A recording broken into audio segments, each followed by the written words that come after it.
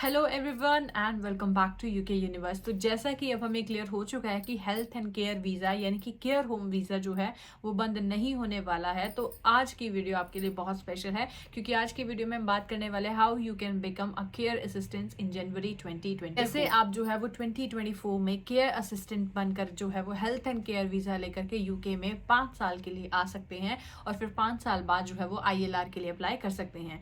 तो जो भी मेरे चैनल पर नए हैं चैनल को सब्सक्राइब जरूर कर दें एंड नोटिफिकेशन बार को ऑन कर लें ताकि जब भी चैनल पर कोई नई अपडेट आए तो वो आपके पास सबसे पहले पहुंच जाए। So without any further delay let's get into the video. So जैसा कि आप सब लोग जानते हैं कि रिसेंटली यूके गवर्नमेंट ने केयर वीजा को जो स्पेशली केयर असिस्टेंट के लिए है उस वीजा को स्किल्ड वर्कर की जो लिस्ट है उससे हटा दिया है। हालांकि ये वीजा अभी भी शॉर्ट ऑक्यूपेशन लिस्ट में आता है, यानी कि यूके में अभी भी बहुत ही ज्यादा डिमांड है। जो भी केयरर्स हैं या जो भी केयर होम में काम करने वाले लोग हैं तो यूके में अभी भी उन लोगों की ज़रूरत है। और ये जो वीज़ा है वो इतनी आसानी से अभी बंद नहीं होगा क्योंकि यूके में मोस्टली शॉर्टेज ही रहती है केयर असिस्टेंट्स की।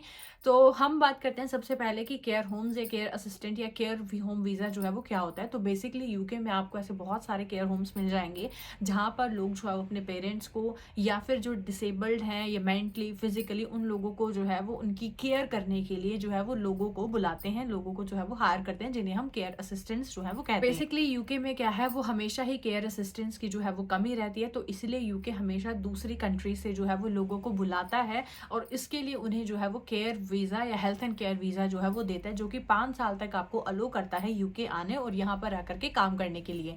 जैसे ही आपके 5 साल कंप्लीट हो जाते हैं तो आप यूके की ILR के लिए अप्लाई कर सकते हैं, जिसे हम इंडेफिनिट लीव टू रिमेन कहते हैं, जहां पर आपको जो है वो यूके में अनलिमिटेड टाइम तक रहने और यहाँ पर काम करने की परमिशन मिल जाती है।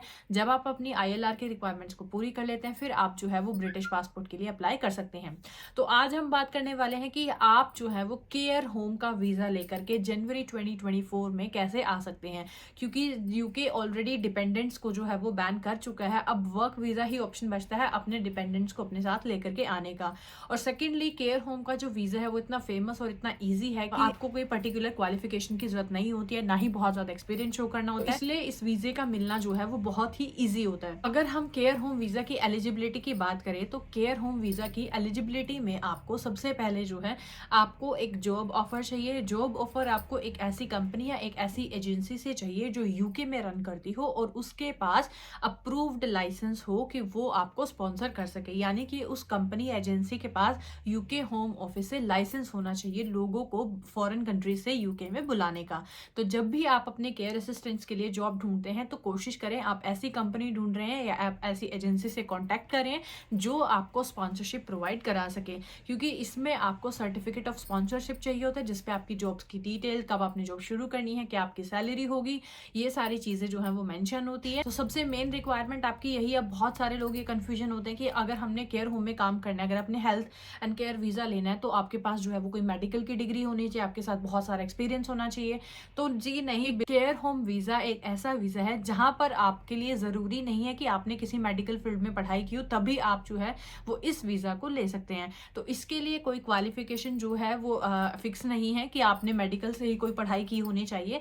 आपके जो भी क्वालिफिकेशन है आपकी चल जाएगी। अच्छा होगा अगर आप जो है इस वीजा पर आना चाहते हैं और आप इसका एक्सपीरियंस लेकर ही इंडिया या जहां से भी आप आ रहे हैं आए, तो कोशिश करें कि 5-6 महीने आप किसी हॉस्पिटल में या किसी केयर होम में लगा लें, क्योंकि आपके चांसेस ज्यादा बढ़ जाएंगे अगर आपके पास अच्छा एक्सपीरियंस होगा। तो एजुकेशन का ऐसा नहीं है कि आपके पास मेडिकल लाइन से एजुकेशन होनी चाहिए, एजुकेशन आपकी जो भी है वो चल जाएगी। अगर आपके पास एक्सपीरियंस है तो बहुत अच्छी बात है। हालांकि बहुत सारे केयर होम्स ऐसे भी हैं जो आपको बिना एक्सपीरियंस के जो है वो स्पॉन्सरशिप प्रोवाइड करा देते हैं, और मैंने पहले ही ऑलरेडी एक ऐसी वीडियो बना रखी है जहां पर मैंने कुछ ऐसे केयर होम्स के बारे में बताया कि जो केयर होम फ्रेशर्स के लिए, जिनके पास कोई एक्सपीरियंस नहीं है, उन्हें भी हायर करने के लिए जो है वो रेडी हैं। कि इस वीजा की सबसे खास बात है कि यहाँ पर आपको जरूरी नहीं है आपने मेडिकल से कोई पढ़ाई कर रखी है तभी आप जो है वो केयर होम का वीजा ले सकते हैं। अगर आपके पास कोई 6 महीने का किसी हॉस्पिटल में किसी केयर होम में काम करने का एक्सपीरियंस है तो इससे आपको फायदा हो जाएगा, आपका CV इंप्रूव होगा और आपको जॉब मिलने के जो चांसेस हैं वो और ज्यादा अच्छे हो जाएंगे। इसके बाद आपको जो है वो अपनी इंग्लिश का प्रूफ देना पड़ेगा। जब भी आप यूके आते हो, चाहे वो किसी भी टाइप के वीजा के लिए आ रहे हो, तो आपको इंग्लिश का प्रूफ जो है वो देना पड़ता है, क्योंकि जो यूके है वो एक इंग्लिश स्पीकिंग कंट्री है। तो यहाँ पर आपको प्रूफ देना पड़ेगा कि जब आप यहाँ पर काम करने के लिए आ रहे हो तो आप इंग्लिश बोल सकते हैं, पढ़ सकते हैं, लिख सकते हैं। इसके लिए आप IELTS भी दे सकते हैं, या फिर जिनकी जो स्टडीज़ है, जो भी इन्होंने ग्रेजुएशन मास्टर्स किया है, अगर वो इंग्लिश में किया है या उनकी जो सारी स्टडीज़ हैं वो इंग्लिश में है, तो उन लोगों को मे भी हो सकता है कि वो ज़्यादा प्रूफ ना देना पड़े, क्योंकि वो ऑलरेडी इंग्लिश में सारा स्टडी कर चुके हैं। या फिर आप जो है वो अदर टेस्ट भी जो है वो दे सकते हैं अपने इंग्लिश को प्रूव करने के लिए। इसके साथ ही अभी जो रिसेंट यूके ने जो सैलरी थ्रेशोल्ड है वो केयर होम वीज़ा के लिए कम कर दिया है। यानी कि अब केयर होम वीज़ा के लिए ज़रूरी नहीं है कि आपकी जो सैलरी है वो 26,000 पाउंड हो। अगर आपकी सैलरी जो है वो 21,000 22,000 पाउंड भी है, तब भी आप जो है वो इस वीज़ा को लेकर के यूके आ सकते हैं, क्योंकि ये रिसेंट अपडेट है जो यूके ने अपनी शॉर्टेज लिस्ट से जो स्किल्ड वर्कर की लिस्ट है उससे केयर होम वीज़ा को सेपरेट अलग कर दिया है। तो अब जो है वो ज़रूरी नहीं है आपके लिए इतनी सैलरी होना चाहिए। तो अगर आपकी सैलरी 22,000 23,000 है तो आप आ सकते हैं, तो ये सबसे अच्छी बात है। साथ ही आपको कुछ पैसे जो हैं वो अपनी सेविंग में दिखाने पड़ते हैं, जो कि तकरीबन 1 लाख के आसपास होते हैं। इसके अलावा इस वीज़ा की कोई और रिक्वायरमेंट नहीं है। अब बात करते हैं कोस्ट की, कि इस वीज़ा के लिए कोस्ट कितनी होती है। तो जब भी आप हेल्थ एंड केयर वीज़ा के लिए अप्लाई करते हैं या केयर होम वीज़ा के लिए अप्लाई करते हैं, तो आपको एक एप्लीकेशन फ़ीस देनी पड़ती है। वो थोड़ा सा डिपेंड करती है कि आप किस टाइप के वीज़ा के लिए अप्लाई करें। इसके साथ ही वैसे तो जब भी आप यूके में आते हैं तो आपको जो है वो हेल्थ इंश्योरेंस के लिए पे करना पड़ता है, जितने भी टाइम के लिए आप यूके में आ रहे हैं। लेकिन जो भी लोग हेल्थ एंड केयर सेक्टर में अप्लाई करते हैं, यानी कि जो भी लोग मेडिकल सेक्टर में वीज़ा के लिए अप्लाई करते हैं, तो उन्हें जो है वो IHS फ़ीस नहीं देनी पड़ती। तो वैसे तो नॉर्मली 1 साल के 624 पाउंड जो है वो फिलहाल में IHS फ़ी पे करनी पड़ती है, लेकिन इस वीज़ा के लिए आपको जो है वो IHS फ़ी भी नहीं पे करनी है। तो सिर्फ और सिर्फ आपको एप्लीकेशन फ़ी ही पे करनी है। इसके अलावा इस वीज़ा की कोई और कॉस्ट नहीं। और साथ ही में आपको जो है वो अपनी पर्सनल सेविंग में कुछ पैसे जो है वो दिखाने हैं। अब बात करते हैं कि कितने टाइम के लिए आपको ये वीज़ा दिया जाता है। तो हेल्थ एंड केयर वीज़ा या जो भी मोस्टली वीज़ाज़ हैं, वर्क वीज़ाज़ हैं, वो आपको 5 साल के लिए दिए जाते हैं। और 5 साल के बाद आप चाहे तो इस वीज़ा को एक्सटेंड करा सकते हैं, या फिर आप जो है वो अपने ILR स्टेटस के लिए अप्लाई कर सकते हैं। कितना टाइम लगता है? तो अगर आप यूके के बाहर से अप्लाई करते हो तो आपको 3 वीक्स का टाइम लगता है। अगर आप विद इन यूके जो है वो अप्लाई करते हैं तो कम से कम 8 वीक का जो है उसमें टाइम लगता है।